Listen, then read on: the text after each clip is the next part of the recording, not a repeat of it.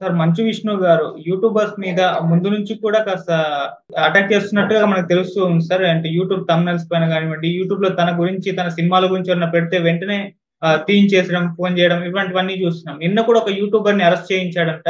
మరి ఎందుకు చేయించాడు? మరి యూట్యూబర్ల పైన 'మంచు విష్ణు' గారు చేసిన ఈ అటాక్ పైన మీ ఒపీనియన్ ఏంటి సార్? ఏ విధంగా చూస్తారంటారు?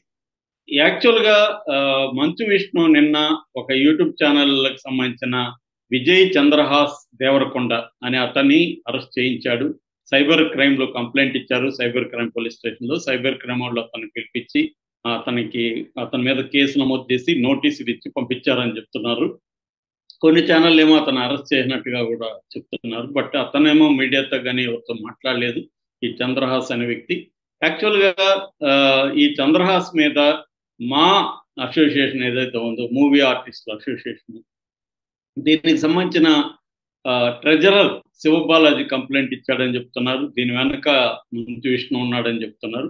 మంచు విష్ణు గత కొంతకాలం నుంచి యూట్యూబ్ ఛానల్స్‌తో ఒక పోరాటమే మొదలుపెట్టాడు. ఒక యుద్ధమే మొదలుపెట్టాడు. దీనికి ప్రధాన కారణం అంటే నటీనటులకు సంబంధించి కొన్ని యూట్యూబ్ ఛానళ్ళు చాలా విశృంఖలంగా వెళ్ళిపోవడం, ఎవరికి ఎవరితో అఫైర్‌లు ఉన్నాయి, ఎవరింటికి ఎవరు వెళ్ళారు, తర్వాత ఎవరు విడాకులు తీసుకున్నారు, వాళ్ళ సినిమాల మీద బ్యాడ్‌గా ప్రచారం చేయడం, కామెడీ చేయడం వాళ్ళని ఇలాగా చేస్తున్నారు. అది ఆ మేరకు విష్ణు గాని, మా అసోసియేషన్‌లో వాళ్ళ నటీనటులు గాని చెప్తున్నదైతే వాస్తవమే. ఎందుకంటే చాలా యూట్యూబ్ ఛానెల్‌లు ఎంత ఘోరంగా తయారయ్యాయంటే పెద్ద పెద్ద హీరోలకి యాక్సిడెంట్లు అయిపోయినట్టు, కొంతమంది చనిపోయినట్టు కూడా పెట్టేస్తున్నారు. ఎందుకంటే సెన్సేషన్ క్రియేట్ చేయాలి. సెన్సేషన్ క్రియేట్ చేయాలంటే ఫలానోళ్ళు ఇద్దరు విడిపోయినట్టు ఇవన్నీ చేసేస్తున్నారు. సో దీనివల్ల ఏమవుతుందంటే వాళ్ళు సెలబ్రిటీలు కావచ్చు, కానీ వాళ్ళకి ఫ్యామిలీస్ ఉంటాయి, వాళ్ళకి జీవితాలు ఉంటాయి, వాళ్ళకి బంధుమిత్రులు ఉంటారు. వాళ్ళని గురించి ఇలాగా ప్రచారం జరిగితే చాలామంది అడుగుతూ ఉంటారు, మీకు యాక్సిడెంట్ అంట కదా, మీరు విడిపోయారంట కదా. రెండోది ఏంటంటే పుకార్లని జనం ఖచ్చితంగా నమ్ముతారు. పుకార్ అనేది మనం ఎవరో నిన్న పుకార్ల మీద ఒక బుక్ చదివాను. సోక్రటీసే పుకార్లు బలైపోయాడని. సోక్రటీస్ మీద కూడా పుకార్లు వ్యాపింపజేసి అతను తప్పు చేశాడని నమ్మించి అతను చంపేశారనేది రీసెర్చ్లో రాశారు. అలాగా పుకార్లు అనేవి ఖచ్చితంగా ఇప్పుడు రోజు చెప్తా ఉంటే ఫలానా వాళ్ళు విడిపోయారు నిజమేనేమో అనుకుంటాం. ఫలానా వాళ్ళ మధ్య గొడవంట అంటే వాళ్ళకి అఫైర్లు ఉన్నాయంట అంటే నమ్ముతారు జనం. ఎందుకంటే గాసిప్స్ చూడని వాళ్ళు ఎవరు ఉంటారు. గాసిప్స్ చూస్తారు. బట్ గాసిప్స్ అనేవి కొంత ఎవరి మీద అయితే మనం గాసిప్స్ చేస్తామో వాళ్ళ జీవితాలకు అఫెక్ట్ అయ్యి వాళ్ళు బాధపడుతున్నప్పుడు అలాంటి గాసిప్స్ అనేవి చేయకూడదు. గాసిప్స్ అని కొత్తగా రాలేదు. నిజానికి సినిమాకు సంబంధించి ఎల్లో మ్యాగజైన్స్ అనేవాళ్ళు. గతంలో కూడా కాగడ లాంటి పత్రికలు ఉండేవి. ఆ తర్వాత తారా సితారా ఇట్లాంటి పత్రికలు ఉండేవి. ఆ పత్రికలను కూడా విపరీతంగా జనం చదివేవాడు. తర్వాత వెబ్సైట్లు వచ్చాయి. వెబ్సైట్లు ఇప్పుడు కూడా ఉన్నాయి. చాలా వెబ్సైట్లలో గాసిప్ అనే కాలమే పెడతారు. కాలం పెట్టి ఆ గాసిప్లు రాస్తుంటారు. ఆ తర్వాత యూట్యూబ్ ఛానళ్ళు వచ్చాయి. ఇలాగా గాసిప్ అనేది కొత్తగా రాలేదు. అప్పుడు కూడా కాగడాల మీద దాడులు చేయడం, హిందూ నేషన్ అనే ఇంకొక పత్రిక ఉండేది, అది కూడా గాసిప్ పత్రిక. ఇలాంటి వాటి మీద దాడులు అప్పుడు కూడా ఉండేవి. ఇది కొత్త విషయం అయితే కాదు.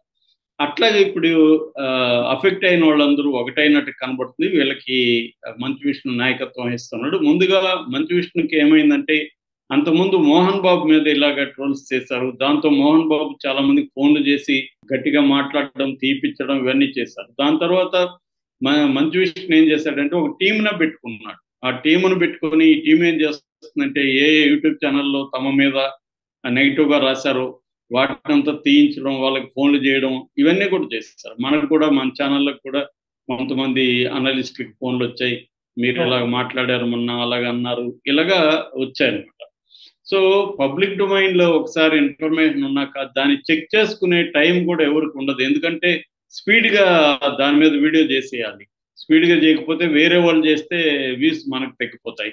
అందుకని ఎవరు కూడా దాన్ని చెక్ చేయడం, దాని మీద రీసెర్చ్ చేయడము, ఇన్వెస్టిగేట్ చేయడం అనేది పోయి ఎవడో ఒకడు ఏదన్నా రాయగానే చిన్న చిన్న వెబ్సైట్లలో టకటకా న్యూస్లు వచ్చేస్తాయి.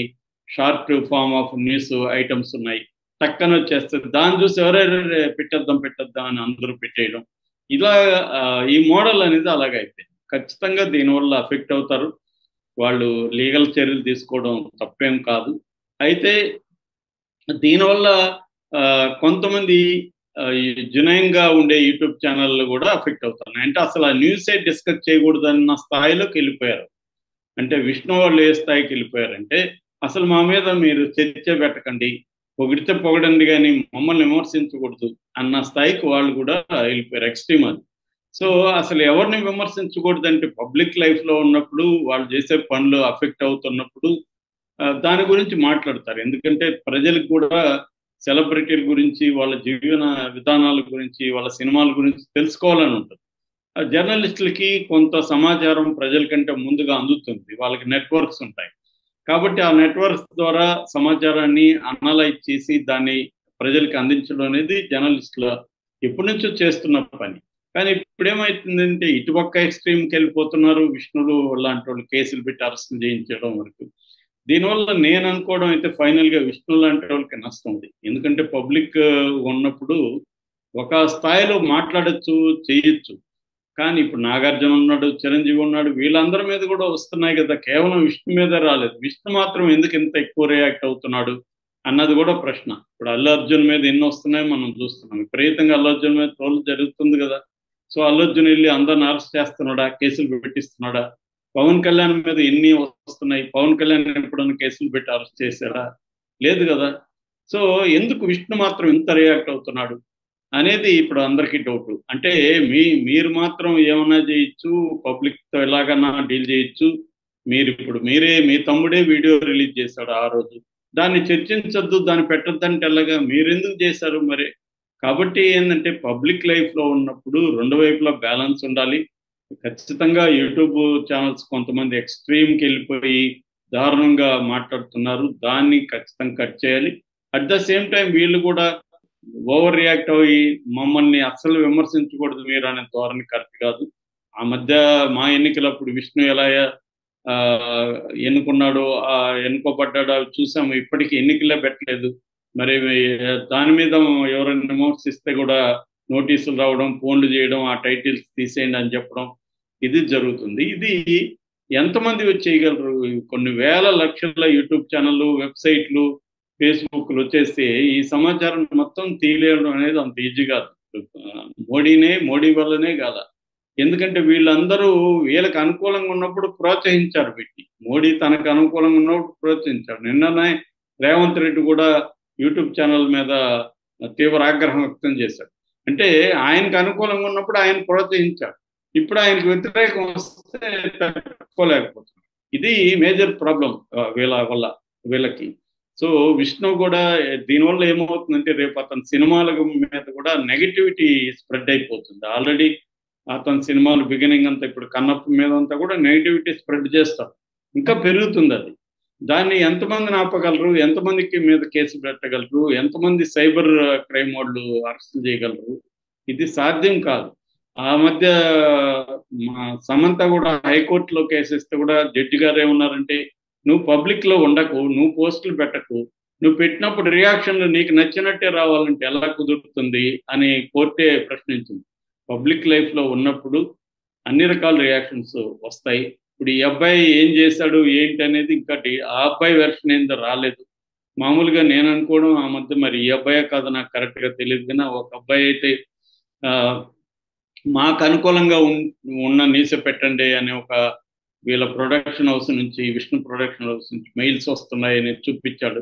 అది తప్పని విష్ణు ఖండించాడు. ఖండించడం వరకు ఓకే. కానీ ఇప్పుడు ఆ అబ్బాయి ఇంకేమన్నా వీళ్ళ మీద పెట్టాడా నెగెటివ్‌గా అనేది తెలీదు. అదేమీ వీళ్ళు చూపించట్లేదు. మనకొచ్చిన రిపోర్ట్‌లో కూడా ఆ అబ్బాయి చేసిన తప్పేంటో కాంక్రీట్‌గా లేదు. జనరల్‌గా వేగ్‌గా ఉంది. వ్యతిరేకంగా పెట్టాడా, ఇట్లా మాట్లాడుతున్నారు గానీ, ఏం పెట్టాడు ఎగ్జాక్ట్‌గా? ఆ మధ్య కూడా ఒక బ్లాక్ కామెడీ పేరుతో ఒకతను చేశాడు. ఒక అమ్మాయి చిన్న పాప గురించి.